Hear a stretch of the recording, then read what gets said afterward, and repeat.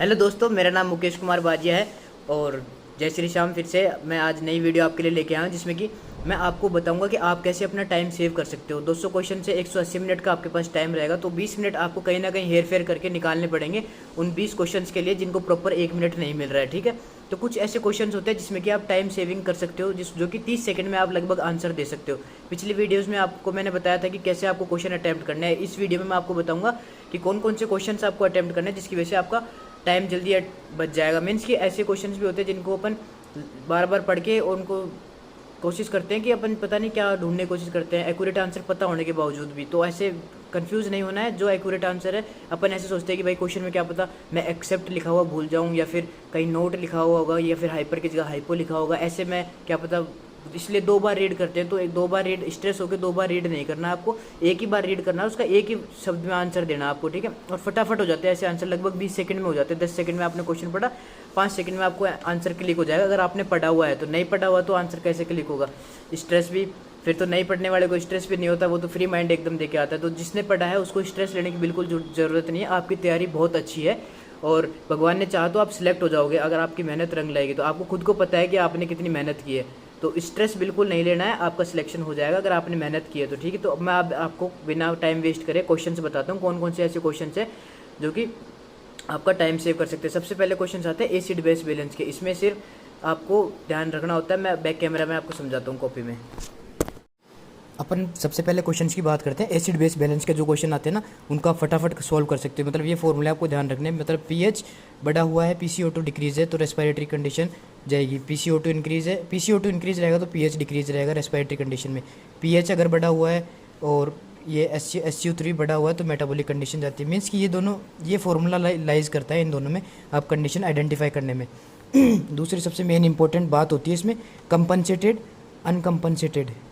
ठीक, कंपनसेटेड में आपको सीधा देखना है पीएच की वैल्यू अगर 7.35 से 7.45 के बीच में लाइज कर रही है तो सीधा कंपनसेटेड टिक कर देना आपको पूछा गया है तो। दूसरी बात आती है अनकम्पनसेटेड। अनकम्पनसेटेड मतलब कि 3 वैल्यूज़ होती है इसमें, पीसीओ2, पीएच और SCO3। रेस्पिरेटरी कंडीशन है, रेस्पिरेटरी एसिडोसिस है, मतलब कि ये है मान लो 53 है और पीएच अपना लाइज कर रहा है 7.31 और ये 22 से 28 के बीच में ये इसकी वैल्यू, ये अफेक्ट हो रखा है। रेस्पिरेटरी एसिडोसिस की कंडीशन दिख रही है आपको सीधी सीधी, लेकिन ये अगर इसकी वैल्यू लाइज करी जैसे 24 है तो ये अनकम्पनसेटेड है क्योंकि किडनी कोशिश नहीं कर रही है कंडीशन को कंपनसेट करने की। दूसरी बात करते हैं अपन, तीसरी बात करते हैं पार्शियली कंपनसेटेड की। पार्शियली कंपनसेटेड में यही सेम रहेगा, कंपनसेटेड में यही सेम रहेगा, लेकिन SCO3 की वैल्यू जो होती है ना वो वैल्यू के अंदर लाइज नहीं करती है। कंडीशन अगर एसिडोसिस है तो ये ज़्यादा बढ़ जाएगी, 30 के अराउंड हो जाएगी। कंडीशन एल्कलोसिस है तो ये 21 के अराउंड हो जाएगी। ठीक है, मतलब वैल्यू के अंदर लाइज नहीं कर रही है। तो पार्शियली कंपनसेटेड मीन्स कोशिश कर रही है, किडनी कोशिश कर रही है रेस्पिरेटरी कंडीशन को मैनेज करने की। ये आपका एसिड बेस बैलेंस का सीधा सा कंसेप्ट है। इसमें आपका टाइम बहुत बचता है अगर आपको अच्छी तरीके से आता है। दूसरा बात करते हैं अपन एंटीडोट्स की। एंटीडोट्स भी जो होता है बहुत टाइम बचाते हैं आपका। ये 3-4 हिपेरिन का याद करके जाना। हिपेरिन का होता है प्रोटामाइन सल्फेट, प्रोटामाइन सल्फेट काफ़ी इंपॉर्टेंट होता है। एंटीडोट बहुत ज़रूरी है क्योंकि इमरजेंसी में यूज़ आते हैं हाथों हाथ। पीसीएम का याद रखना है, NaCtyl16, NaC लिख सकते हो डायरेक्ट, उसमें लिखा आएगा NaC। डोज होती है 140 mg पर kg ऑफ बॉडी। डोज भी पूछ लेता कई बार। मेंटेनेंस डोज होती है इसकी 70 mg पर kg पर आवर, जब तक कि IVP 1.3 से नीचे ना आ जाए। IVP होता है, IAC होता है, मतलब कि कोगुलेशन जो होता है 1.3 से नीचे ना आ जाए। ये अपने को ध्यान रखना। तीसरी बात होती है आइजोनियाजिड। आइजोनियाजिड का याद रखना, विटामिन B6। और सबसे मेन इंपॉर्टेंट बताता हूँ, जो टीबी की ड्रग्स होती है ना, रिफाम्सिन, आइजोनियाजिड, पायराजिनामाइड, और कौन सी होती है, स्ट्रेप्टोमाइसिन, और एक ड्रग्स और होती है, कौन सी होती है, HRZES, आइजोनियाजिड, रिफाम्सिन, पायराजिनामाइड, और ये ड्रग होती है। मतलब इसका तो रेड ऑरेंज यूरिन इसका साइड इफेक्ट रहता है। आइजोनियाजिड का विटामिन B6, पेरिफेरल न्यूरोपैथी हो सकती है।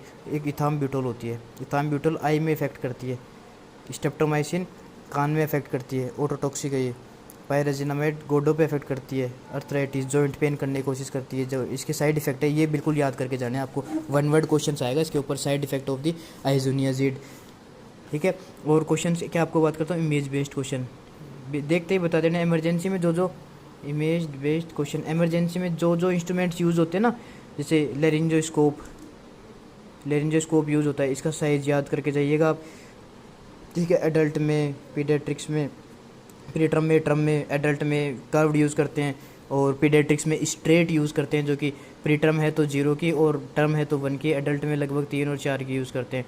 और ईटी ट्यूब से याद रखना, ईटी ट्यूब हो सकती है, कास्ट ट्यूब हो सकता है, कास्ट ट्यूब से भी आप लिख सकते हो। और भी बहुत सारी ट्यूब्स आती है, कॉम्बी ट्यूब आती है, इमरजेंसी में यूज़ करते हैं। ये सारी की आप फ़ोटो ज़रूर देख के जाना है एक बार, मेरी आपसे बहुत रिक्वेस्ट है, क्योंकि ये 1 वर्ड आंसर हैं और फटाफट हो जाएंगे, आपको टाइम सेव कर देंगे अगर आप इनकी फ़ोटो देख रखिए, एक ही बार में याद हो जाती है। LMA हो गया, गुडेल्स एयरवे होता है, जिसको अपन ओरोफेरेंजियल एयरवे बोलते हैं। नापते कहाँ से, curve of the tip of incisor, बच्चे में नापते टिप ऑफ इंसीजर से लेके कर्व ऑफ नेक मान लिया, फिर जॉइंट ऑफ नेक जो भी जंक्शन है नेक का और जो का जो जंक्शन है वहाँ पे, जो का और नेक का जो जंक्शन है वहाँ से ना आप मेज़र करते हैं।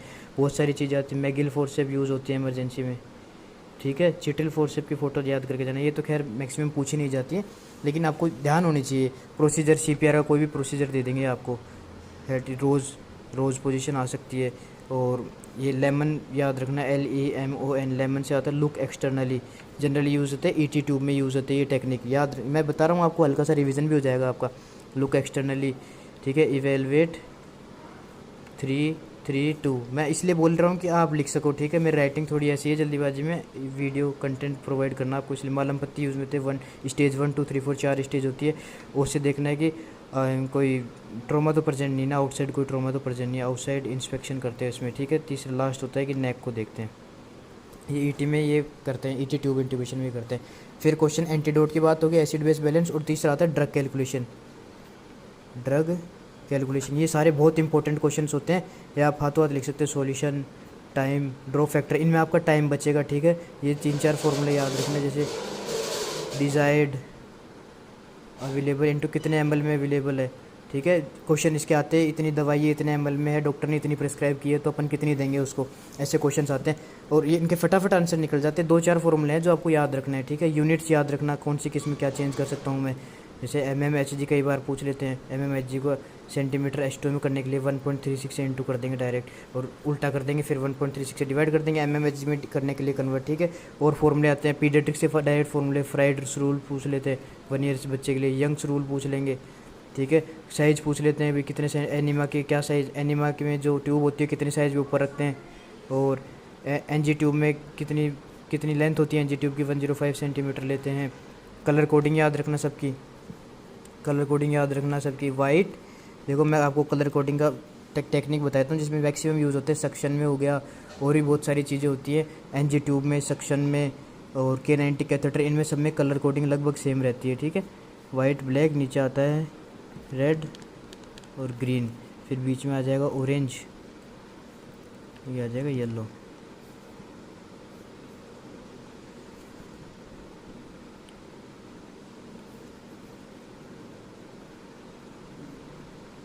यहाँ वाइट कर दो, यहाँ स्काई ब्लू कर दो।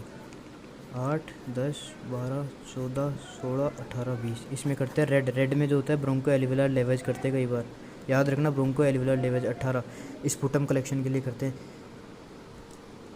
निमोनिया में ब्रोंको एल्वियोलार लेवेज, ठीक है। 18 की रेड होती है, मतलब सेक्शन 2 से याद रख लो, बाकी सब में भी यही फॉलो रहता है लगभग। स्काई ब्लू कलर याद रखना इसका, स्काई ब्लू की 8 की होती है, ब्लैक की 10 की होती है, वाइट की 12 की होगी, येलो 14 की होगी, ऑरेंज 16 की होगी, रेड 18 की, ग्रीन 20 की। ये याद रखना है आपको, ये माइंड में रखने वाली चीज़ है। NG ट्यूब, सक्शन ट्यूब, और भी जो कलर कोडिंग आती है सब यही होती है। थैंक यू दोस्तों, ये 1-1 नंबर वाले क्वेश्चन होते हैं जिनका आप जल्दी रिप्लाई दे सकते हो। मैं आपको और भी कंटेंट से हेल्प करूँगा, पहले मेरी ये वीडियो पे मैं आपकी हेल्प करना चाहता हूँ, इस वजह से इस वीडियो को ध्यान से देखना आप, ठीक है। और छोटा भाई समझ के लाइक, सब्सक्राइब और शेयर कर देना। Thank you very much.